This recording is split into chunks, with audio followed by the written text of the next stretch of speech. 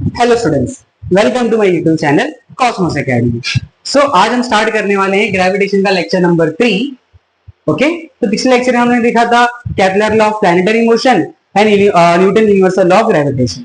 ठीक है, तो पिछले लेक्चर का एक छोटा सा पार्ट हमें बच गया था जो आज हम बताएंगे आपको कि केपलर के पास उसके लॉ के लिए कोई प्रूफ नहीं था कि ये लॉ कैसे काम करता है, तो उसको किसने एक्सप्लेन किया था? न्यूटन ने। तो आज वही देखेंगे।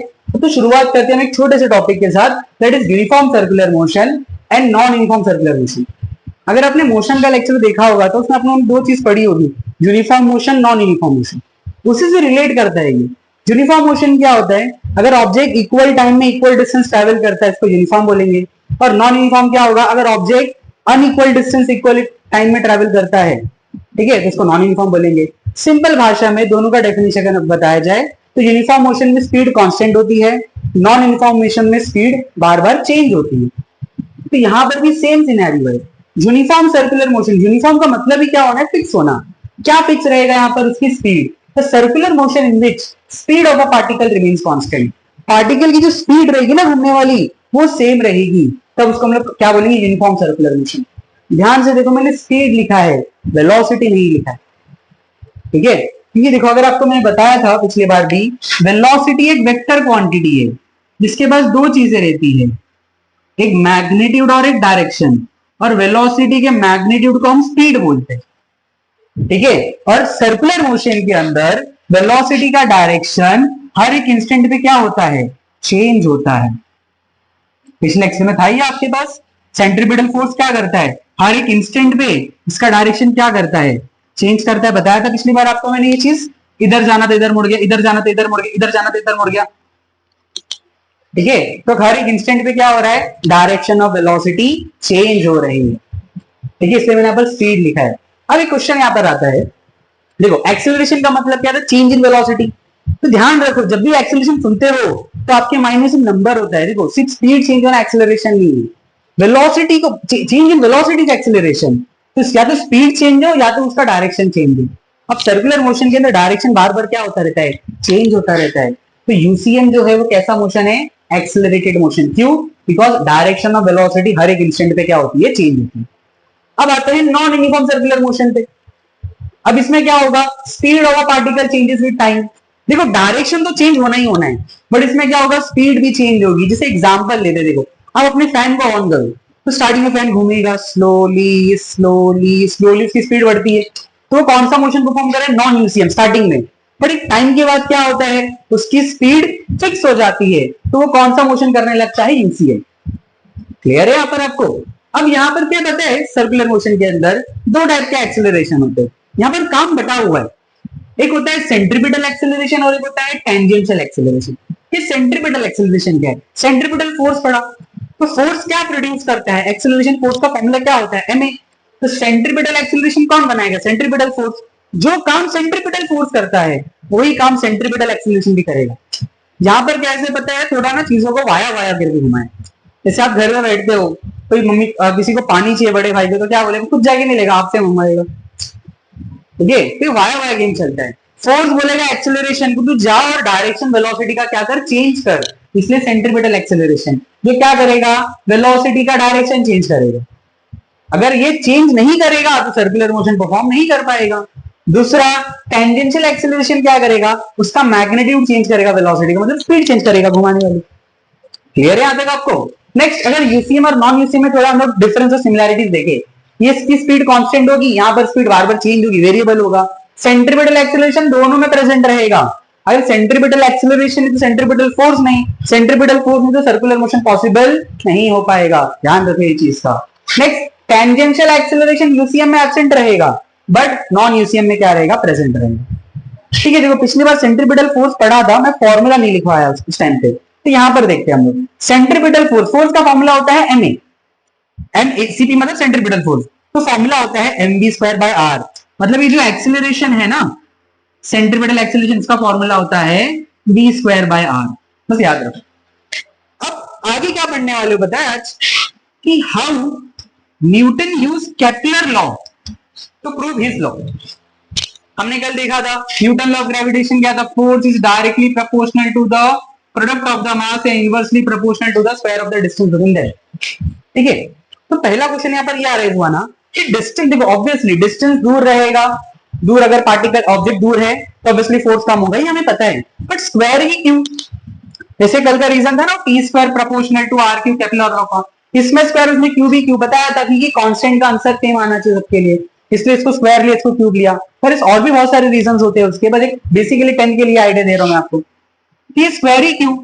ये स्क्वायर का आइडिया ना केपलर लॉ से आता है, केपलर के थर्ड लॉ से, ठीक है। तो सबसे पहले मैं ये प्रूव करूंगा, फिर फर्स्ट और सेकंड लॉ की केपलर में जो प्रॉब्लम था उसको हम न्यूटन की हेल्प से सॉल्व करेंगे।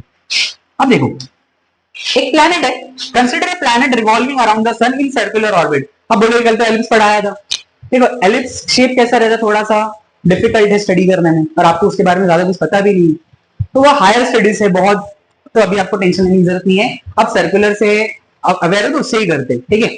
Circular orbit in uniform circular motion, मतलब उसकी स्पीड क्या रहेगी, फिक्स रहेगी। m क्या हो जाएगा, mass of the planet, v रहेगा speed of the planet, d होगा r होगा distance of the planet from the sun, and t होगा पीरियड ऑफ रेवोल्यूशन, उसके घूमने का टाइम पीरियड, ठीक है।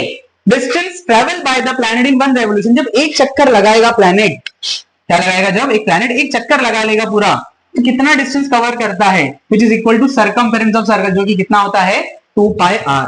और पेरीमीटर बोलो, पेरीमीटर मतलब बॉर्डर, जैसे रेक्टेंगल है आपका बोर्ड, तो इसका पेरीमीटर क्या होगा, L plus B plus L plus B, जिसको आप two bracket L plus B बोलते हो। तो हम लोग सर्कल के पेरीमीटर को सर्कमफेरेंस बोलते हैं। तो डिस्टेंस कितना होगा 2 पाई r। अब स्पीड का फॉर्मूला क्या होता है, डिस्टेंस अपॉन टाइम, डिस्टेंस कितना ट्रेवल करे 2 पाई r, और एक चक्कर लगाने के लिए जो टाइम लगता है उसको हम लोग क्या लिखते हैं, कैपिटल टी, ठीक है। अब यहां पर अब सेंट्रीपिटल फोर्स का फॉर्मूला क्या है, mv स्क्वायर बाय r। ये v की वैल्यू को इधर पुट अप करेंगे, तो वो कैसे कर रहा हूं मैं, m अपॉन r, v की जगह क्या लिखेंगे 2 पाई r बाय t का होल स्क्वायर, तो यहां पर हो जाएगा m by r bracket 4 pi square r square upon t square. तो ये r से r क्या हो गया, कट गया। देखो कट करना है तो कट कर दो, नहीं कट करना है तो जैसी मर्जी, ठीक है। तो बचा गया हमारे पास m, इसको ऐसे भी लिख सकते हैं हम 4 pi square r upon T square, ठीक है। अब यहां पर हम केपलर का थर्ड लॉ यूज करेंगे। तो केपलर का थर्ड लॉ आपको याद होगा, केपलर का थर्ड लॉ क्या बोलते था, T square proportional to R cube था।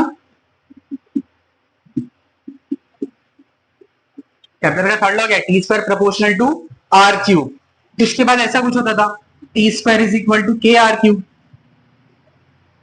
ठीक है। तब क्या कर सकते हैं हम लोग यहाँ पर, इस टी स्क्वायर की जगह पर के ये लिख देते हैं हम लोग के आर क्यूब, तो क्या हो जाएगा 4 पाई स्क्वायर आर अपॉन के आर क्यूब। तो ये आर से आर क्या हो गया, कैंसल, तो सेंट्रीपिटल में पुट अप किया हम लोगों ने इसको। तब यहां पर बनेगा क्या 4 पाई स्क्वायर अपॉन के, ये कांस्टेंट है बाहर 1 बाय आर स्क्वायर। देखो ये फिक्स्ड एक नंबर है, तो इसका मतलब सेंट्रीपिटल फोर्स का रिलेशन आर से कैसा है, देखो inversely proportional to R square.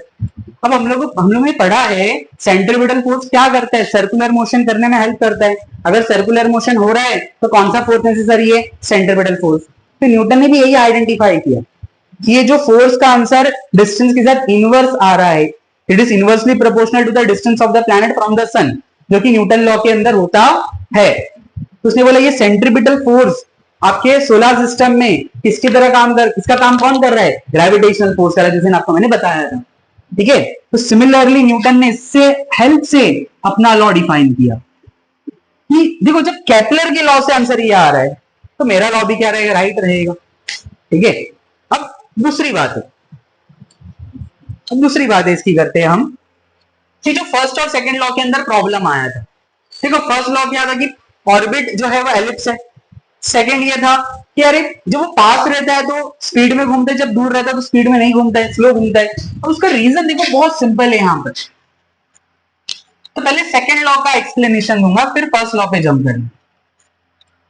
I think so आपको यूसीएम और नॉन यूसीएम क्लियर हो गया होगा, सिंपल सा टॉपिक है। आपके एग्जाम में यूसीएम इंपॉर्टेंट है, नॉन यूसीएम नहीं है, ठीक है, डोंट वरी। अब यहां पर आते हैं हम लोग सेकंड लॉ में। सेकंड लॉ में क्या पढ़ा था, v is proportional to r। मतलब जब आपका ये एलिप्स बना लेते हैं हम लोग, ये आपका सन एट वन ऑफ द फोका है और ये आपका प्लैनेट लाइक अर्थ ले लो। जब यहां पर रहेगा तो इसकी स्पीड ज्यादा रहेगी और जब दूर रहेगा तो उसकी स्पीड क्या रहेगी, कम रहेगी। अब न्यूटन लॉ ऑफ ग्रेविटेशन क्या बोलता है, force is inversely proportional to D square ना। अब ध्यान से देखो, सन का मास ज्यादा है, जैसे भी अर्थ और एप्पल का एग्जांपल दिया था, एप्पल अर्थ की तरफ गिरता है बिकॉज एप्पल का अर्थ का मास क्या है, ज्यादा, तो अर्थ का एक्सेलरेशन कम होगा, एप्पल का मास क्या है, कम, तो एप्पल का एक्सेलरेशन ज्यादा होगा, इसलिए खींचा चले आते हैं। इधर अब बताओ किसका मास ज्यादा है सन और अर्थ में, सन का मास ज्यादा है तो सन क्या करेगा, अर्थ को खींचेगा, अर्थ भी खींचेगा, नो वरी, बट अर्थ का मास कम है। तो सोचो सन क्या कर रहा है, अर्थ को अपने पास बुला रहा है, भाई आजा, अर्थ को जाना है उसके पास, नहीं जाना है तो क्या करता है, देखो जब पास में आ गया तो डिस्टेंस कम हो गया, फोर्स बढ़ गया। और फोर्स देखो, कल याद करो, डिस्टेंस जब 2 टाइम्स कम होता है तो फोर्स 4 गुना बढ़ता है। समझ में आ रहा है कितना डिफिकल्ट चीज है यहाँ पर। तो क्या करना पड़ेगा, इसको बचने के लिए स्पीड में भागना पड़ेगा। अगर वो स्पीड में नहीं भागेगा तो सन क्या करेगा, उसको अपनी तरफ खींच लेगा, चला जा, सन भाग देता हूँ, ठीक है। अब यहां पर क्या हो जाएगा, जब दूर आ गया तो डिस्टेंस बढ़ गया तो फोर्स क्या हो गया, वीक हो गया, तो आराम आराम से इस तरह काम करता है ये सेकंड लॉ। अब भी सुनो, ये चीज सर्कल में पॉसिबल थी क्या, नहीं थी। दूसरी बात, अगर सन सेंटर में होता ना तो भी ये चीज प्रॉपरली पॉसिबल नहीं थी, इसलिए फोकाई की बात करते। अब फर्स्ट लॉ पे आते हैं, फर्स्ट लॉ क्या होता है, ऑर्बिट एलिप्स होगा, सर्कुलर अगर होता तो ये चीज हमें देखने मिलती नहीं मिलती।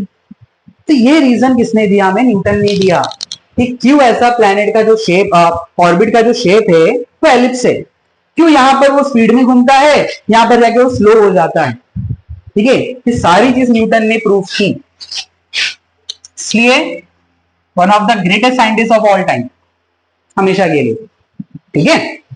अब आते हैं हम छोटे से टॉपिक पे। देखो टाइप्स ऑफ फोर्सेस, ये टॉपिक मुझे पहले ही कराना था बट इसको मैं थोड़ा बीच में इंट्रोड्यूस कर रहा हूं। टाइप्स ऑफ फोर्सेस, अच्छा होपफुली आपको समझ में आया होगा how Newton proof Kepler law, कि कैसे उसने रीजन दिया, जब प्लैनेट पास होगा तो स्पीड में क्यों घूमेगा, बिकॉज अर्थ सन क्या करेगा, उसको जल्दी खींचेगा तो भागेगा स्पीड में, जब दूर जाएगा तो स्लो जाएगा। जैसे एग्जांपल दे देता हूँ, मान लो आपकी मम्मी या पापा किधर खड़े और आपको उधर से गुजरना है, उनकी आंखों से बच के, तो क्या करोगे, स्पीड में भागोगे ना, नहीं तो अगर देख लिया तो उनका फोर्स आपको खींच लेगा। उसी तरह क्या कर रहा है, सारे प्लैनेट इसी तरह काम कर रहे हैं, जब पास आते तो स्पीड भागते, जब दूर रहते तो स्लो चलते, और जब नहीं देख रहे घर वाले तो आराम से चल रहे हो किधर भी। अब आते हैं टाइप्स ऑफ फोर्सेस। देखो टाइप्स ऑफ फोर्सेस तो नहीं, पर इसका नाम देंगे हम लोग fundamental forces,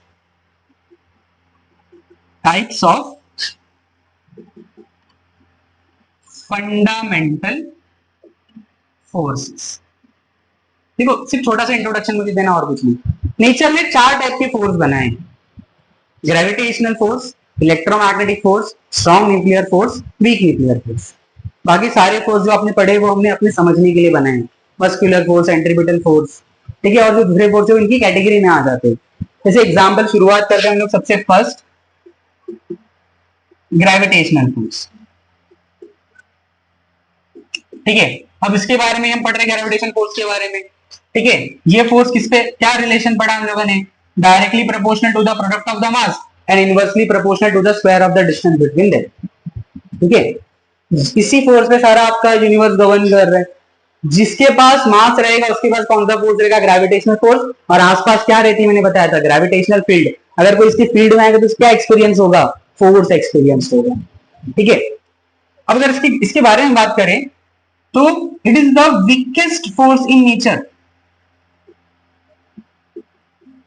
it is the weakest force in nature, सबसे वीक फोर्स है बट सबसे इंपॉर्टेंट है। दूसरा, इसकी रेंज अगर बात करेंगे, इट्स रेंज इज इनफाइनाइट, मतलब इसकी रेंज बहुत दूर तक होती है। सन का फोर्स जो है ग्रेविटेशनल फोर्स, वो किसको मिल रहा है, प्लूटो तक का मिल रहा है, कम मिल रहा है बट मिल रहा है ना, इसकी रेंज क्या है, इनफाइनाइट है। नेक्स्ट आएंगे हम लोग next topic, that is electromagnetic force, ठीक है। अब देखो इलेक्ट्रोमैग्नेटिक फोर्स का मतलब क्या है, पहले क्या था बताए, इलेक्ट्रिसिटी और मैग्नेटिज्म को अलग अलग पढ़ा जाता है, ठीक है। फिर देखा कि इलेक्ट्रिसिटी और मैग्नेटिज्म में रिलेशन है, तो इसलिए इसको नई फील्ड बन जाती है इलेक्ट्रोमैग्नेटिज्म, और होता है इलेक्ट्रोमैग्नेटिक फोर्स, ठीक है।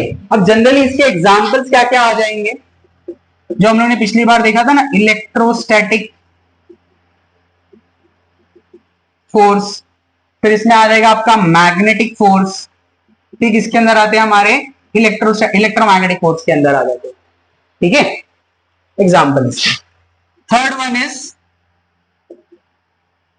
स्ट्रॉन्ग न्यूक्लियर फोर्स और दूसरा होगा वीक न्यूक्लियर फोर्स। देखो न्यूक्लियर मतलब न्यूक्लियस, न्यूक्लियस का मतलब किसका न्यूक्लियस बोल रहा है, सेल का न्यूक्लियस नहीं, एटम का न्यूक्लियस। अगर आपको पता होगा एटम के न्यूक्लियस में कौन होता है, प्रोटॉन और न्यूट्रॉन। ठीक है, अब जैसे एग्जांपल अगर आपको पता होगा कार्बन का एग्जांपल लेते हैं, कार्बन का एटॉमिक नंबर है 6, तो इसके अंदर 6 प्रोटॉन होंगे। अब पता है ना आपको nature, like charges repel each other, अगर अंदर 6 प्रोटॉन है तो एक दूसरे को क्या करेंगे, रिपेल करेंगे। बट बाहर थोड़ी आ रहे प्रोटॉन, अंदर ही है ना, मतलब क्या कर, किसी ने उसको पकड़ के रखा है। तो कौन सा फोर्स है, स्ट्रॉन्ग न्यूक्लियर फोर्स। ठीक है, तो स्ट्रॉन्ग न्यूक्लियर फोर्स क्या करता है, इट बाइंड्स न्यूक्लियॉन्स। न्यूक्लियॉन्स का मतलब होता है प्रोटॉन एंड न्यूट्रॉन। मतलब ये फोर्स किसके किसके बीच में लगेगा, प्रोटॉन प्रोटॉन के बीच में लगेगा, न्यूट्रॉन न्यूट्रॉन के बीच में लगेगा और प्रोटॉन न्यूट्रॉन के बीच में लगेगा। चार्ज पे डिपेंड ये फोर्स नहीं करता, इट इज चार्ज इंडिपेंडेंट। ठीक है, तो ये मत सोचना है कि इसी प्रोटॉन को बाइंड करके रखता है, ये चार्ज इंडिपेंडेंट होता है। दूसरा, it's range is very small. ठीक है, फाइनाइट बोल सकता हूं मैं, बहुत छोटा रेंज होता है इसका। न्यूक्लियस का साइज होता है 10⁻⁻15 मीटर। ठीक है, इसका रेंज कितना होगा, न्यूक्लियस के साइज कितना, तो न्यूक्लियस का साइज होगा 10⁻15 मीटर, इसका रेंज भी इतना ही है। लास्ट होता है इसके अंदर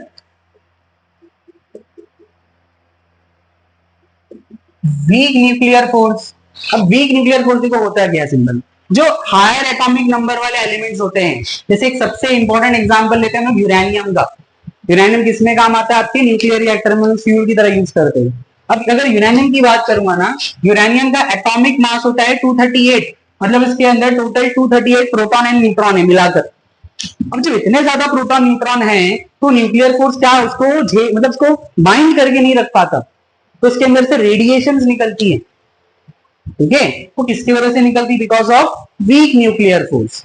ठीक है, सेम इसके जैसे ही काम उसका भी सेम है,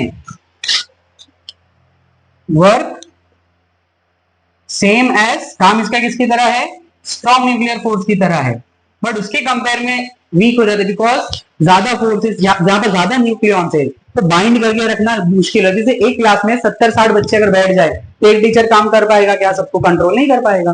कम रहेंगे तो इजीली क्या करेगा, कंट्रोल कर पाएगा। उसी तरह यहाँ पर भी।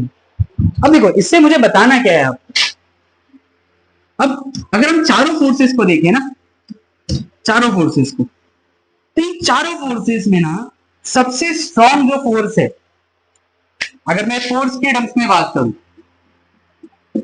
सबसे स्ट्रॉन्ग फोर्स होगा आपका स्ट्रॉन्ग न्यूक्लियर फोर्स, उसके बाद होगा वीक न्यूक्लियर फोर्स, फिर उसके बाद होगा इलेक्ट्रोमैग्नेटिक फोर्स, और सबसे वीकेस्ट फोर्स होता है ग्रेविटेशनल फोर्स। बट सबसे इंपॉर्टेंट होता है, यही चीजों को अट्रैक्ट करके रखता है, इसी पे पूरा आपका यूनिवर्स रोटेट रिवॉल्व कर रहा है, या फिर सारे प्लैनेट स्टार्स का काम चल रहा है। ठीक है, तो इसलिए मैं कहता हूं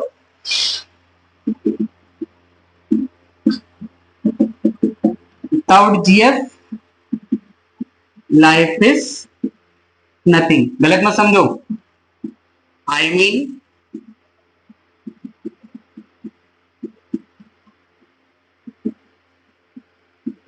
ग्रेविटेशनल फोर्स, समझे, गलत मत समझो। जीएफ के बिना लाइफ क्या है, अधूरी है। जीएफ मतलब कौन सा फोर्स भाई, ग्रेविटेशनल फोर्स।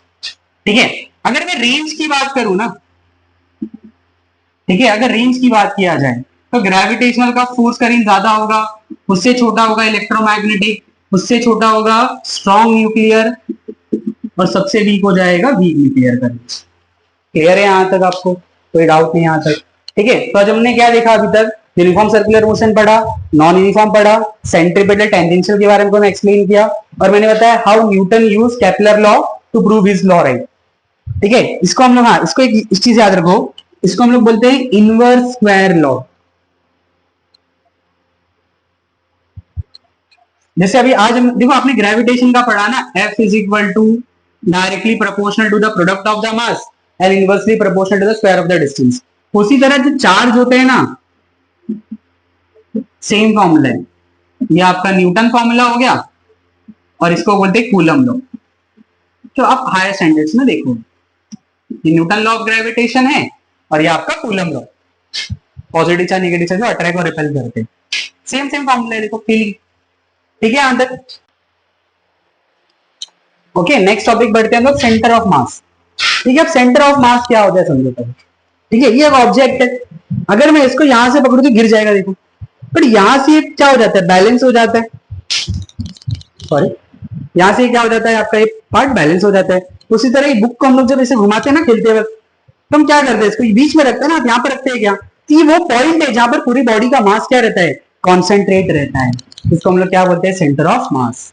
तो क्या लिखते हैं centre of mass is a point inside और outside the object at which the total mass of the object is suppose to be concentrated. मतलब वो पॉइंट के बारे में पढ़ लोगे ना तो पूरे ऑब्जेक्ट की इंफॉर्मेशन मिल जाती है। इसलिए फिजिक्स के अंदर हम जो भी कंसेप्ट पढ़ते हैं ना वो सेंटर ऑफ मास के रिलेटेड पढ़ते हैं। ठीक है एक चीज और होती है देखो समझो ध्यान से, ये लिखा है ना इनसाइड और outside the object. Centre of मास का जो पॉइंट रहता है या तो ऑब्जेक्ट के अंदर रहेगा तो ऑब्जेक्ट के बाहर रहेगा। इतना तो हजम होता है कि इनसाइड तो रहेगा तो यार यहाँ पर रहने वाला है। जैसे अभी एक स्फीयर लेते हैं, ये स्फीयर है, स्फीयर का सेंटर ऑफ मास कहाँ रहेगा, अंदर साइड। ठीक है इसको तो खोल के नहीं दिखा सकता हूं मैं, जैसे मान लो स्फीयर है उसका सेंटर ऑफ मास इधर रहेगा सेंटर में इसके। ठीक है तो उसी तरह ही इनसाइड तो समझ में आता है, बट आउटसाइड क्या, जैसे लेट अस कंसीडर दो मासेस है मेरे पास, एक m1 मास है और एक m2 मास है, दोनों के बीच में ना 1 मीटर का डिस्टेंस, तो दोनों का मान लो एक पतले से रॉड से ना कनेक्टेड है, एकदम पतला सा रॉड है। ठीक है तो अभी दोनों का मास इक्वल है, तो सेंटर ऑफ मास कहां पर लाई करेगा, बीच में लाई करेगा, तो बॉडी के आउटसाइड हो गया ना। सिमिलरली अगर बोलो m1 का मास मान लो 2 kg है और m2 का मास मान लो 1 kg है, तो सेंटर ऑफ मास कहां झुक जाएगा, जिसका मास बड़ा रहेगा उसके। जैसे तराजू देखा है आपने, तराजू ऊपर की वजह से निडल रहती है, जब वो बैलेंस हो जाता है तो दोनों निडल कोइंसाइड करती है, बट अगर जहां पर मास ज्यादा रहेगा तो तराजू उधर झुकता है, तो सेंटर ऑफ मास उधर क्या होता है, शिफ्ट होता है। ठीक है देखो centre of mass of a spherical object, जैसे मैंने आपको ग्लोब का एग्जांपल दिया, having uniform density is at its geometrical centre. इसका सेंटर ऑफ मास क्या रहेगा, इसकी ज्योमेट्रिकल सेंटर जो आप समझ में आ रहा है आपको अंदर से। ठीक है इसमें एक टर्म आया यूनिफॉर्म डेंसिटी, इसको हम आगे समझेंगे। दूसरी बात है the centre of mass of any object, कोई भी ऑब्जेक्ट अगर ले रहे जिसकी डेंसिटी यूनिफॉर्म है उसका सेंटर ऑफ मास कहां मिलेगा, सेंट्रॉइड। जैसे एग्जांपल देता हूं, जैसे ट्रायंगल का एग्जांपल देते हैं। ठीक है सो इसको मैं रफ करता हूं यहां पर। ठीक है लेट अस कंसीडर एक ट्रायंगल लेते हैं हम।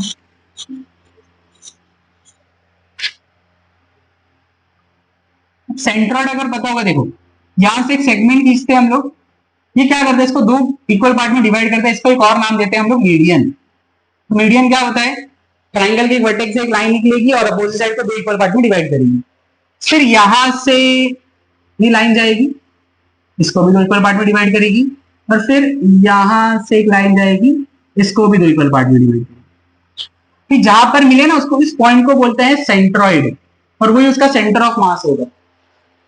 अब ध्यान से देखोगे ना, देखो अभी एक चीज ध्यान रखो, मान लो इसकी हाइट ना 6 मीटर है suppose, centre of mass 3 metre पे नहीं मिलेगा, 3 मीटर पे नहीं। देखो ट्रायंगल देखोगे ना, सबसे ज्यादा मास कहां पर है इसका डिस्ट्रीब्यूटेड, नीचे है, तो सेंटर ऑफ मास भी थोड़ा नीचे है। इसका रेशो होता है, इसका रेशो होता है 2:1। ठीक है मतलब 6 को अगर हम लोग करेंगे तो 2x प्लस x, तो 6 इज इक्वल टू 3x, तो x इज इक्वल टू 2, मतलब ये 2x और ये x, तो ये हो जाएगा आपका 2 और ये हो जाएगा 4, मतलब नीचे से कितना मीटर ऊपर रहेगा, 2 मीटर। 3 मीटर का आया क्या आंसर, नहीं आया, बिकॉज मास कहां पर ज्यादा डिस्ट्रीब्यूटेड है, टुवर्ड्स द बेस। ठीक है उसी तरह अगर मैं ट्राइंगल की बात करूं ना, सॉरी एक रेक्टेंगल की बात करूं या स्क्वायर की बात कर लूं, तो इसका सेंटर ऑफ मास कैसे मिलेगा, देखिए डायगोनल बनाया आपने, फिर ये दिख रहा है, ये क्या हो जाएगा इसका सेंटर ऑफ मास। ओके अब आते हैं वो यूनिफॉर्म डेंसिटी, मतलब पहले डेंसिटी समझते हैं। डेंसिटी का फॉर्मूला आपने पढ़ा होगा mass by volume, but density का फॉर्मूला से मास बाय वॉल्यूम नहीं होता। डेंसिटी का मतलब देखो कुछ अलग होता है। डेंसिटी बताती है डिस्ट्रीब्यूशन ऑफ समथिंग, यहां पर ही बताया कि डिस्ट्रीब्यूशन ऑफ मास, मास कैसे डिस्ट्रीब्यूटेड है। किसी और जगह पर इसका काम अलग है, कहीं पे डिस्ट्रीब्यूशन ऑफ चार्जेस भी समझाती है वो हायर स्टैंडर्ड्स में। ठीक है तो डेंसिटी से मास बाय वॉल्यूम नहीं होता, इतना याद रखें। डेंसिटी हमें क्या समझाती है कि किसी चीज का डिस्ट्रीब्यूशन कैसा है। ठीक है जैसे भी 3 टाइप की डेंसिटी होती है, 1 डायमेंशन, 2 डायमेंशन, 3 डायमेंशन। समझाता हूं 1 डायमेंशन का फॉर्मूला है मास अपॉन लेंथ, मतलब मास एक लेंथ के वाइज कैसे डिस्ट्रीब्यूटेड है। 2D होता है मास बाय एरिया, जैसे अब ये एरिया है इसका कुछ, तो यहाँ पर मास कैसे डिस्ट्रीब्यूटेड है, दूसरा 3D क्या हो जाएगा, मास बाय वॉल्यूम का बचपन से पढ़ते आ रहे, ठीक है। जैसे इसको समझते हैं, पहले 1D समझ जाएगा तो बाकी सारी चीजें क्लियर हो जाएंगी। लेट अस कंसीडर एक रॉड है मेरे पास, ध्यान से सुनो भैया, ठीक है। एक रॉड है जिसकी लेंथ है 10 मीटर, ये रॉड की लेंथ कितनी है 10 मीटर, और इसका मास है 10 kg। मास कितना है इसका 10 kg।